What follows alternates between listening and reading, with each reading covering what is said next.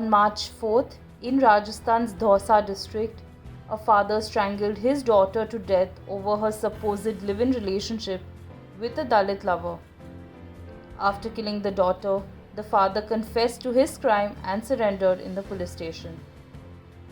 Few days before the incident, the father forcibly got his daughter married on February 16th, after which she eloped with her lover. मैं देखो किसी जात पात को नहीं मानता हूँ, जात कोई सी भी होती तो मैं उसी को एक्सपेक्ट कर लेता। मैं तो इंसान मानता हूँ और इंसान से ही प्यार करता हूँ, और प्यार से बढ़कर कोई दुनिया में चीज़ नहीं। तो आपको आप पिंकी से मतलब आप उसको अपनी डॉटर इन लॉ बना लेते?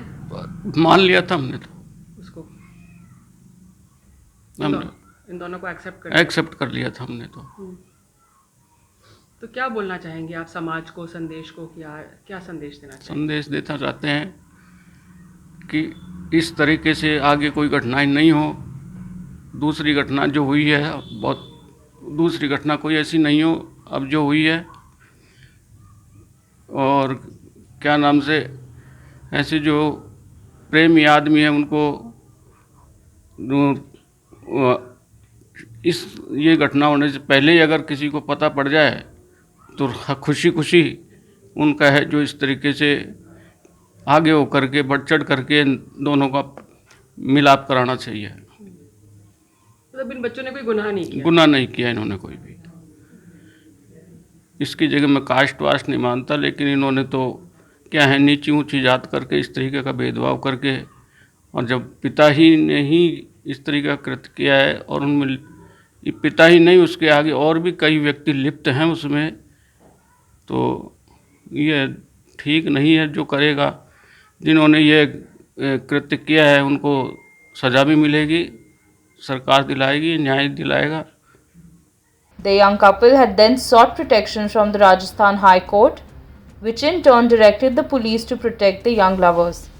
The cops, however, failed to provide adequate security and the girl lost her life.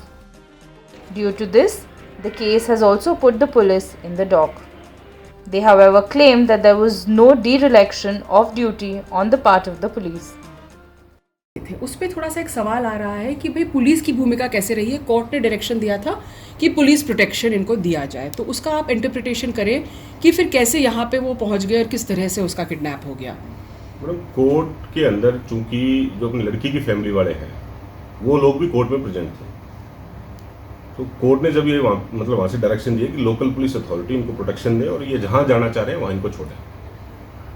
चूंकि वहाँ पे इसके घर वाले भी बहुत सारे इकट्ठे थे, तो ये एक डर था कि कोर्ट के बाहर निकलते कहीं ये लोग इसको मतलब वहाँ से लेके ना चले जाए। तो उसी के ऊपर वहाँ से लोकल पुलिस को बुलाया गया है। जो हमारे वहाँ के हाई कोर्ट के जीए हैं, उन्होंने लोकल थाने से अशोकनगर पुलिस वहाँ पहुँची है और अपने ये जो लड़का लड़की थे इन्होंने वहाँ पे एप्लीकेशन दी है कि हमारे को त्रिवेणी नगर छोड़ दिया जाए। तो लोकल पुलिस ने इनको वहाँ पे छोड़ा है।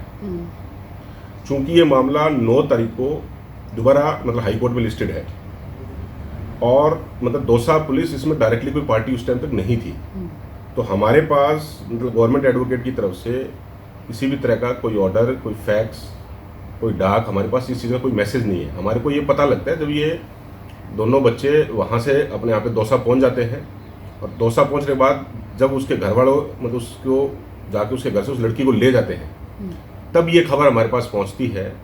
तब जो इनका पीड़िता का वकील है वो अपने मैसेज करता है, उसका कॉल आता है हमारे कोतवाल के पास कि साहब ऐसे ऐसे करके उस लड़की को ले गए हैं, और ये बात है 2:53 की।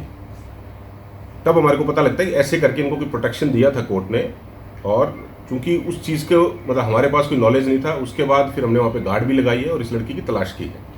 अच्छा, अगर आपको नॉलेज होता तो आई वुड अज्यूम कि आपको मालूम नहीं था कि वो दौसा आ गए हैं 1 तारीख को। हाँ, वो जो लड़का है या मतलब जनरली जैसे पैटर्न होता है कि जिसको भी हाईकोर्ट प्रोटेक्शन देता है वो बच्चे हमारे पास आते हैं, वो डायरेक्टली मेरे ऑफिस में आते हैं, मेरे चैम्बर में आते हैं या फिर थाने पे जाते हैं और उनको बताते हैं हमारे को प्रोटेक्शन दिया हुआ है।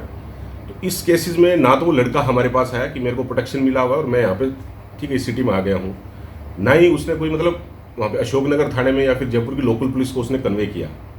तो ये जो मतलब गैप मिस रहा है जिसके अंदर से प्रॉपर कम्युनिकेशन नहीं हो पाया और वो चीज़ जो हमारे पास टाइमली पहुँच जानी थी वो हमारे पास नहीं पहुँची, और इसी बीच के अंदर ये सारा इंसिडेंट हो गया।